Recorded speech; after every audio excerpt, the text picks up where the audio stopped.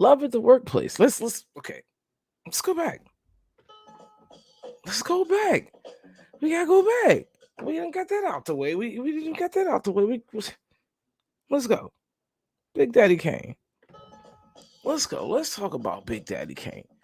He was the boss, the big boss, big boss, big boss, overseer, big dog.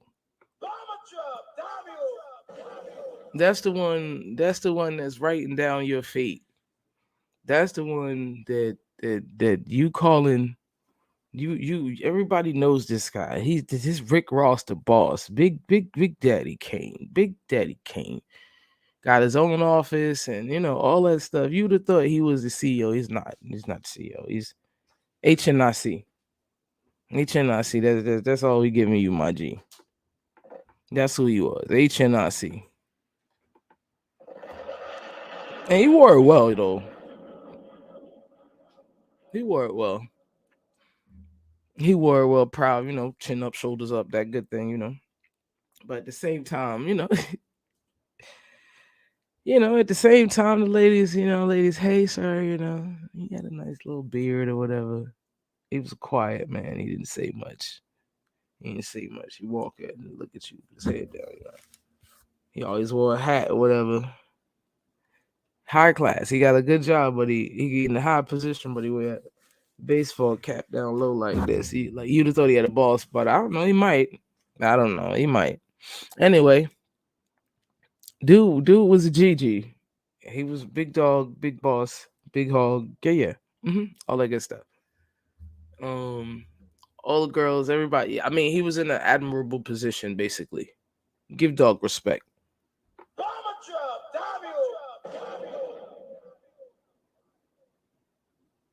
He was getting it, basically. So the place was a lot of different buildings, as I say, areas or whatever the case may be. He had one about basically in every area. There was a fan. He had a little fan club. He would date Susie. Let's say he dating this lady here. He dating Susie. I don't even know if he was dating her. He just be on her. He's basically he's giving Susie this attention. So she giddy about it. And everybody else is watching the attention that she's getting. And they're watching the reaction of her. And they looking like, damn. So it'll be one day, it'll be one fine day. Susie's not around. He'll come to see her, and she's not there. And you happen to be there. And that day he'll look at you and go,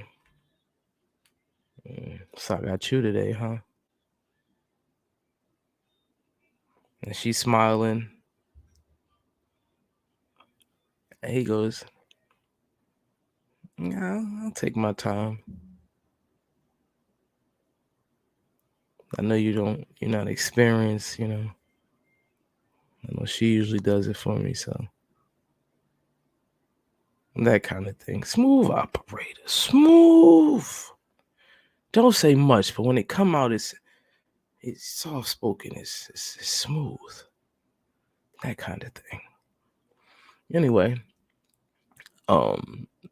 so they was like falling for him, like not even Casanova. It was like a mysterious thing or whatever, and I don't know how good or bad it really was. What I can say is it was contagious. It was. And it's like once one person got it, if she spoke about it, the next person wanted it. If he and the thing was he was so clever with it because he's a overseer and like just think of it like the principal. The principal will come into the classroom and take a seat. And it's not, nobody thinks anything of it because it's the principal. But he would just come, pull up, and come chill. or audit some books or whatever the case may be, and he has a right to be there. So it was almost like a privilege to get the attention of him. Like, dude was like real smooth with it, but it was one person to run their mouth, and it'd just spread like wildfire. Like before long, he was like doing everybody, and they was bringing him lunch. I know, cause one of my supervisors was with, bro. I was just watching cause I was on the sideline, like, "Ooh, this is a good seat." Bringing them lunch, and it was like shifts. So she might bring him lunch. Let's say they have lunch around 5.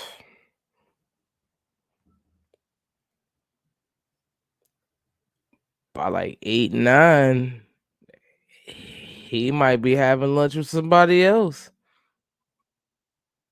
He got a big appetite. He got room for more than one dinner. That type stuff. It was crazy, and it was almost like you knew your place and your position. This is the kind of facility he was, because he was just that kind of boss. Like you knew your place and position, and because he was in position, it was like if you follow direction, it could favor you because he just continued to move up the ladder. So if you was one of Charlie's Angels, you was just good, basically. Like, so he had them. I must say they was under manners. They was they was doing as they told, and that was the most important part. Cause yeah, if you got more than one, you got him trained, I guess. He didn't like Jack. He was the person who ran up on Jack. I heard they had a man to man outside. Like, what the fuck, bro? You can't do that shit. And not even to use bold nigga. But then anyway, yeah, these are the kind of things I've been seeing right down the street from the same place. I kid you not. I'm not making this up. Yeah, man. So yeah, love at the workplace. Let me see. Is that it? This we're gonna throw in another honorable mention. I was watching this manager I had, one of the stores I worked at. It was her. She was the store manager, and the assistant manager was just this gay girl. I mean, don't get me wrong. I like ladies too, but no, I'm talking about a gay girl. She had the rainbow flag girls, you know them. Anyway, she was the ones with the dreads. They love them. They love the ones with the dreads. She had the long. Her dreads was nice. Don't get me wrong. She was attractive, I guess. Ain't I didn't think she was ugly, but anyway, I didn't like her personality. I saw her inside, so anyway, that sounds nasty though. But anyway, um, she was the assistant manager, so it's her and the assistant manager, and I would just watch them. They would just be like key, a lot of, it was like really friendly, but it wasn't. I wouldn't even use the word friendly. It was just like, as we would say in the hood, like key, or flirtatious, or like, oh, just overly. It was just overly. So the two of them, they was just overly, and she was scheduling work together, and I'm just looking like, I don't understand how they are even working together, because we got 3 shifts. It's too much. Y'all should just have a short overlap. But she was scheduled them to work together, and she was like real giddy. Like she she was, I guess, a straight woman. Maybe she was curious. I can't exactly speak for them, because I would just sit and watch. This is what I've observed from the outside. That's what I'm speaking on. But she was just like cuckoo over this girl, and I couldn't figure it out. And they look like teenagers in love, honestly.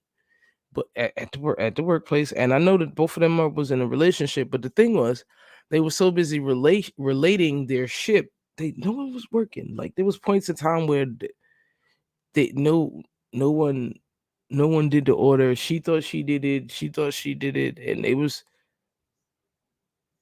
like it was a coffee house that didn't have any coffee because these people didn't.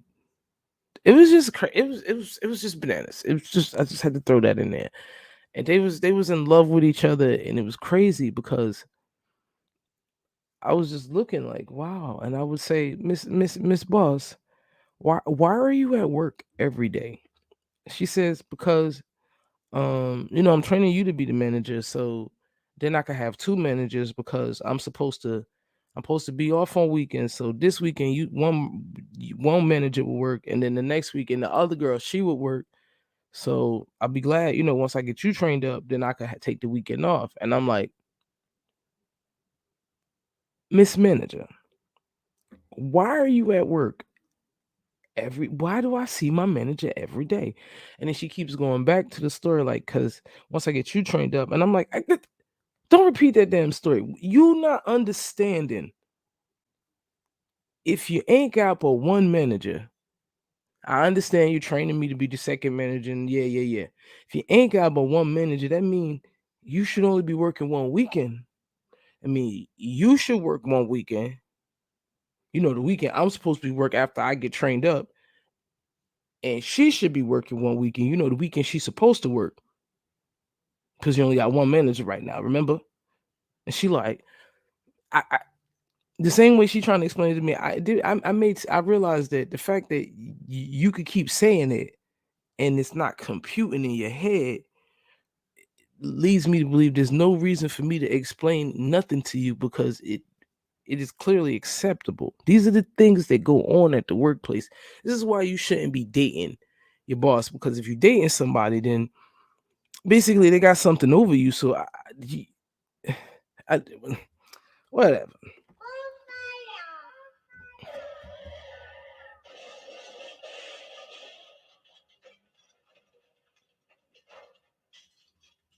This shit never works out. It just don't. It's just gonna be sticky. Because if you mix the money and the honey together, it's definitely gonna be a sticky situation. It- but these are my opinions based on facts that I've seen. These are I don't know. We didn't even use the word facts. These are based on events. These are based on true events that I've actually seen. Right down the street in New Jersey, where the OPP really came from. This is facts. No. I can't. No, I can't. We can't be harming. No. Anyway, love in the workplace. The finale.